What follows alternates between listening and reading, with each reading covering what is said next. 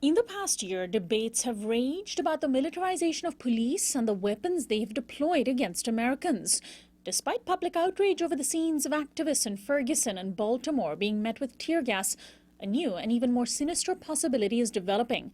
Just as the planners of foreign wars have switched from ground troops to drone bombs, police here in the United States may soon send unmanned aerial vehicles armed with so-called non-lethal weapons to control crowds and protests. The state of North Dakota earlier this year was the first state to legalize the use of armed drones by police.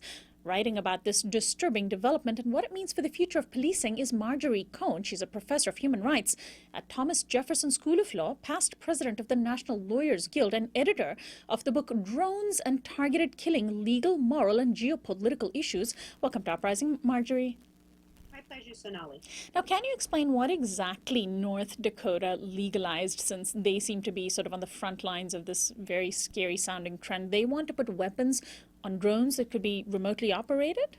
Well, they call them less than lethal weapons. So they include rubber bullets, tasers, sound cannons, tear gas, pepper spray. But in fact, these types of supposedly non-lethal weapons can actually result in injury or death. And in fact, UN Special Rapporteur Christoph Heinz says that rubber bullets, water cannons, and tear gas have caused injury and death. And he is concerned that law enforcement may argue, well, these are less than lethal, so we don't have to assess what level of force is appropriate.